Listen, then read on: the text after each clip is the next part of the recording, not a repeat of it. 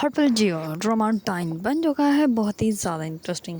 उसमें हमें दिखाया जाएगा कि जैसे पुलिस वाले जो होते हैं वो आकर उन लोगों से कहते हैं कि हमें जो है वो आपकी फ़ैमिली के फिंगरप्रिंट चाहिए। तो इस पर जो होता है जवार शाह वो कहता है कि आप सारी फैमिली का ले लें, लेकिन जैसे ही वो मीशा के लेने लगते हैं तो इस पर जवार शाह जो होता है वो कहता है कि मीशा और शबाब के ऊपर मुझे ज़रा भी शक नहीं, तो आप इन दोनों को रहने दें और बाकी सारी फैमिली के आप जो है वो फिंगरप्रिंट ले सकते हैं। इस पर वो सबके लेके चले जाते हैं और मीशा के फिंगरप्रिंट लेते हैं नहीं, जबकि उस गन के ऊपर जो है वो मीशा के ही फिंगरप्रिंट होते हैं।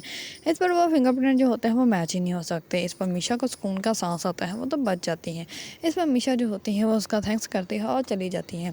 दूसरी तरफ मीशा जो होती है वह जवार शाह के लिए चाय का कप लेकर आती हैं और जैसे ही लेकर आती है तो वो कुछ भी नहीं बोलती है, खामोश हो जाती हैं।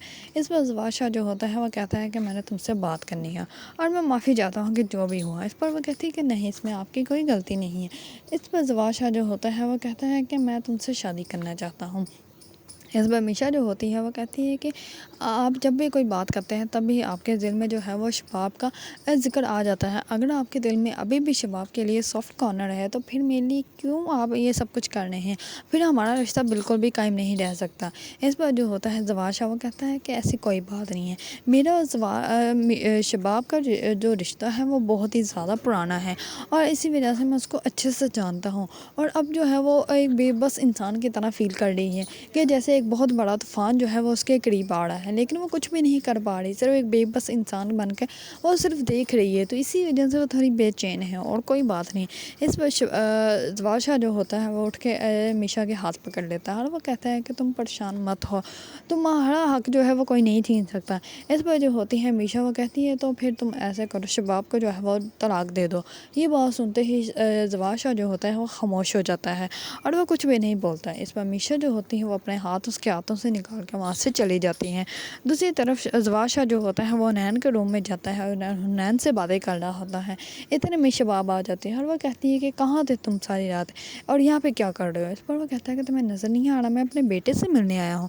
इस पर वो कहती है कि हाँ, अब तुम्हें बेटा याद आ गया, रात को तुम कहाँ थे।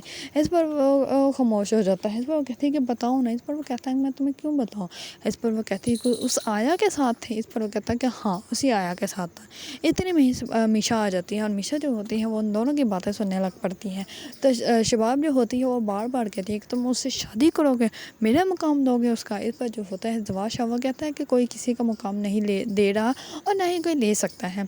इस पर जो होती है शबाब वो कहती है कि तुम उससे शादी करोगे, बताओ ना, उससे शादी करोगे।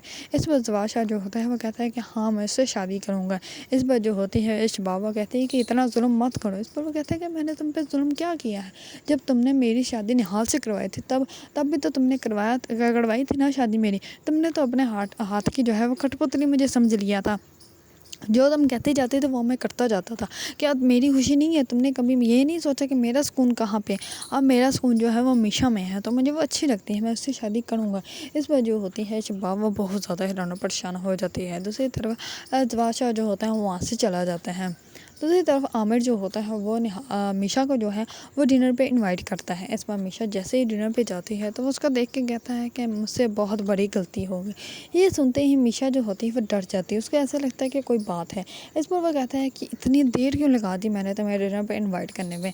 इस पर वो कहती है कि कोई बात नहीं, जब भी आपने इन्वाइट किया मैं तो आ ही गई। इस पर वो मीशा को जो है वो फर्स्ट टाइम मिलने पर उसको गिफ्ट देता है। वो बहुत ही प्यारा सा नेकलेस होता है और वो नेकलेस भी ज़किया का उठाया होता है, जो कि ज़किया का उसकी बीवी उठा लेते हैं और वो अपनी बीवी के लॉकर से निकाल कर जो जाकर जो है वो मीशा को दे देता है। इस पर जैसे ही मीशा और वो दोनों घर आते हैं तो सामने ही आमिर की बीवी खड़ी होती है और वो मीशा को देख लेती है और वो कहती है कि ये बॉक्स क्या है, ये तो जाना पहचाना लग रहा है। और उसके हाथ से खींच के जो है वो बॉक्स ओपन कर लेती है और वो कहती है कि ये नेकलेस तुम्हें कहाँ से दिया, कहाँ से मिला, ये तो मेरा है, तुमने चोरी किया है। इस पर वो उसके हाथ से नेकलेस छीन लेती है और वो कहती है कि किसी पर इल्ज़ाम लगाने से पहले अपने शोहर से पूछ लो कि नेकलेस है कहाँ। इस पर जो होता है आमिर भी पीछे से आ जाता है तो उसकी बीवी कहती है कि तुम ये क्या चक्कर चला रहे हैं। इस पर वो कहता है कि कुछ नहीं, और वो उसके हाथ से जो है वो बॉक्स पकड़ के मीशा के हाथ में दे देता है। इस पर मीशा जो होती है उसको बहुत ही ज़्यादा गौर से देखती है, क्योंकि वो उसके सामने भी उसकी बीवी की ज़रा कदर नहीं होती। इस पर आमिर जो होता है वो अपनी बीवी को ऊपर कमरे में ले जाता है और वो कहता है कि ऊपर चलो, मैं तुम्हें ऊपर जाकर सब कुछ समझाता हूँ। इस पर वो कहती है कि मुझे पता है कि तुम्हारा क्या चक्कर चल रहा है इसके साथ। इस पर वो कहता है कि अगर तुम्हें पता है तो फिर बोल क्यों नहीं हो। इस पर वो कहती है कि तुमने उसको मेरा میرا نیکلیس کیوں دیا؟ اس پر وہ کہتا ہے کہ تمہارا نیکلیس نہیں تھا، وہ تمہاری بہن ذکیہ کا تھا اور تم نے اس سے چوری کیا تھا، میں نے تمہارا تو اٹھا لیا، اب تم جا کے کسی کو کیا بتاؤ گے تم نے چوری کیا، نیکلیس تمہارا گم ہو گیا؟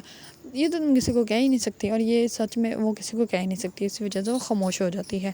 دوسری طرف زواشا جو ہوتا ہے وہ میشا سے شادی کرنے کے لیے بہت ہی زیادہ ریڈی ہوتا ہے۔ دوسری طرف میشا جو ہوتی ہے وہ اپنی دوست کے بھائی کو جو ہے وہ اس کی قبر پہ لے کے جاتی ہے، اور وہ کہتی ہے کہ یہ قبر ہے تمہاری بہن کی۔ اس پر وہ کہتا ہے کہ یہ قبر تو کسی کی ہے، میری بہن کیسے مر سکتی ہیں؟ اس پر وہ کہتی ہے کہ یہ ساتھ والی قبر میری ہے۔ اس پر وہ حیران ہو جاتا ہے اور وہ کہتی ہے کہ ڈرو مت، میں زندہ ہوں، میں کوئی بوجھ نہیں ہوں اور نہ ہی میں کوئی روح ہوں، انہوں نے تو مجھے دفن کر ہی دیا تھا لیکن میں بچ گئی کیونکہ مجھے بچنا تھا اور ان لوگوں کو ہے جان سے مارنا تھا، اسی وجہ سے میں آج زندہ ہوں اور تمہیں یہ سچ اسی لیے بتا رہی ہوں اور کسی کو بھی تم اس بارے میں بتانا مت۔ اس پر وہ خاموش ہو جاتا ہے۔ اگر آپ لوگوں کو ڈرامہ ڈائن پسند ہے اور اس کے بارے میں نیو اپڈیٹ جاننا چاہتے ہیں تو میرے چینل کو لائک، کمنٹ اینڈ سبسکرائب کرنا مت بھولیے گا۔